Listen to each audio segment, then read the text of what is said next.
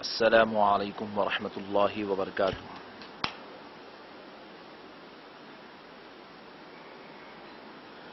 الحمد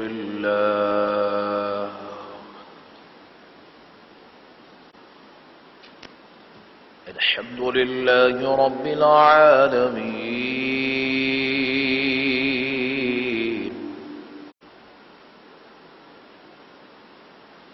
وعلى آلہ وصحبہ اجمعین الاکرمین۔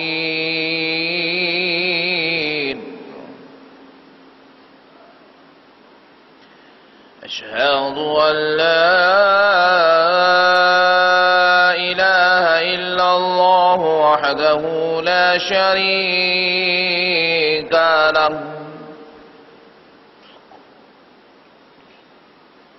وأشهد أن سيدنا ونبينا ومولانا محمدا عبده ورسوله،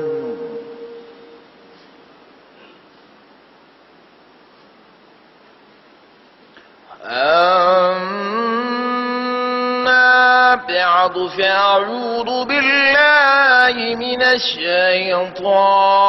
الرجيم،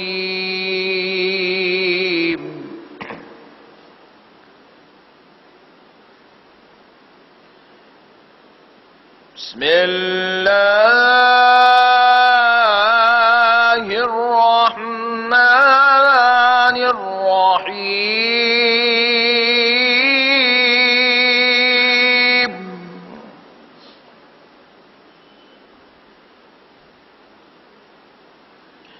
يوم تبيض وجوه وتسود وجوه،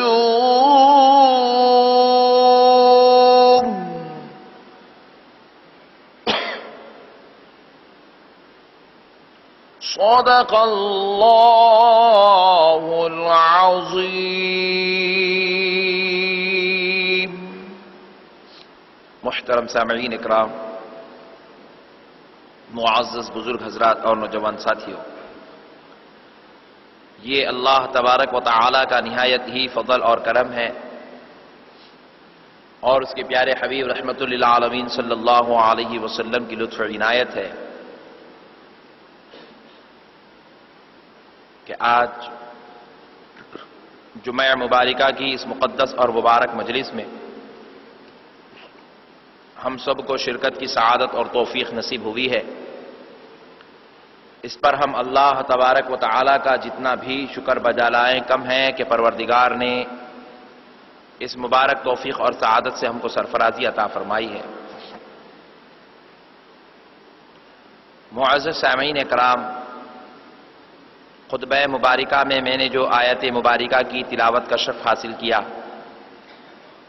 اللہ رب العزت ارشاد فرماتا ہے، یوم تبیض وجوہ وتسود وجوہ، بروز محشر چند لوگوں کے چہرے نور والے ہوں گے، سفید چمکدار ہوں گے،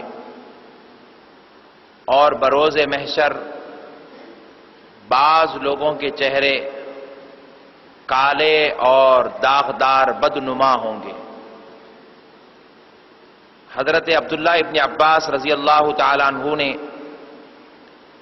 ان دو لوگوں کے تعلق سے اپنی تفسیر میں یوں ارشاد فرمایا، اور اس تفسیر کو جماعت سلفیہ یعنی علماء اہل حدیث اپنی کتابوں میں بھی اس تفسیر کو نقل کرتے ہیں کہ جن لوگوں کے چہرے بروز محشر چمکدار اور نورانی ہوں گے، ان لوگوں کا تعلق جماعت اہل سنت والجماعت سے ہوگا، جماعت اہل سنت سے ہوگا، اور جن لوگوں کے چہرے بدنما، داغدار اور سیاہ ہوں گے، ان لوگوں کا تعلق ہر اس جماعت سے ہوگا جو جماعت اہل سنت کے علاوہ قائم کی گئی ہوگی، دیگر جماعت والے ہوں گے۔ معزز سامعین اکرام، یہ ایک بڑی جامع تفسیر ہے۔ حضرت عبداللہ ابن عباس رضی اللہ تعالی عنہ نے،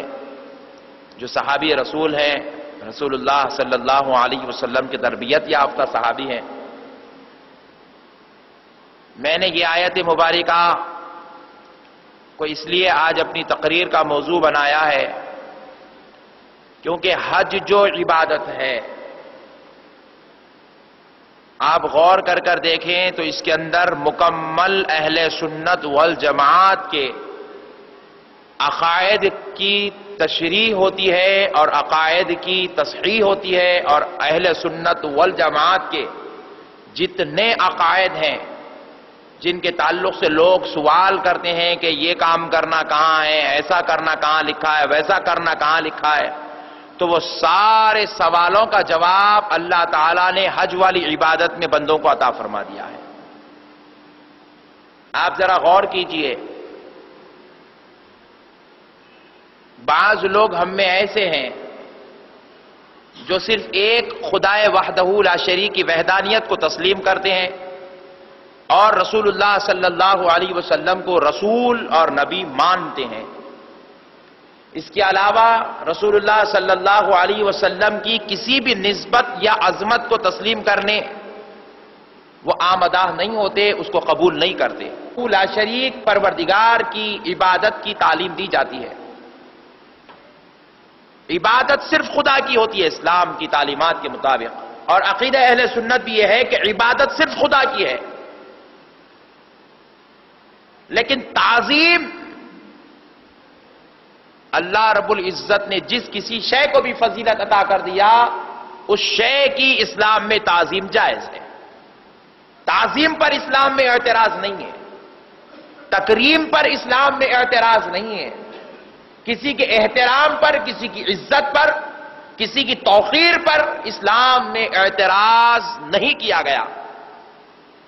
لیکن آج کل جو لوگ اپنے طور پر فرقے بنا لیتے ہیں، جماعت بنا لیتے ہیں، ان لوگوں نے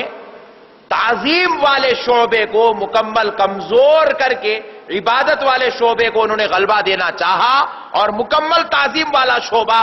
ٹھپ کرنے کی کوشش کی،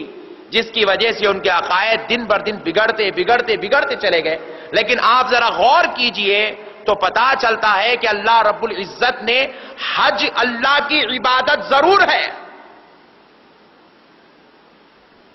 لیکن پورے حج کا دار و مدار صرف تعظیمات پر رکھا گیا ہے، تکریمات پر حج ہے، احترام کا نام حج ہے،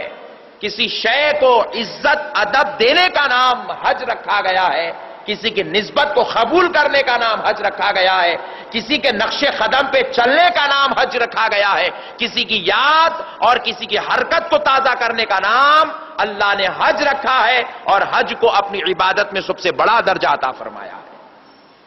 معزز سامعین کرام، ذرا غور کیجئے، بالخصوص وہ لوگ جو تعظیمات کا انکار کرتے ہیں، کسی کی عظمتوں کا انکار کرتے ہیں، نسبتوں کا انکار کرتے ہیں، ذرا غور کریں۔ ہم اولیاء اللہ کی نسبت سے اگر کوئی ہمیں مل جائے تو ہم اس کی بھی تعظیم کرتے ہیں۔ لوگ بندہ نواز رحمت اللہ علیہ کی عزت تو کرتے ہی کرتے ہیں، لیکن بندہ نواز کی آل و اولاد کی بھی عزت کرتے ہیں، اگرچہ کہ اس آل و اولاد کو پیڑھیوں در پیڑھیوں 700 سال کا فاصلہ گزر چکا ہو، آج بھی ان کی عزت کی جاتی ہے۔ وجہ یہ ہے کہ یہ اولاد ہے بندہ نواز، یہ نسبت ہے۔ اگر کسی کو نسبت ہو جائے حضرت غوث اعظم سے اور پیڑھی در پیڑھی گزرا ہوا زمانہ تقریباً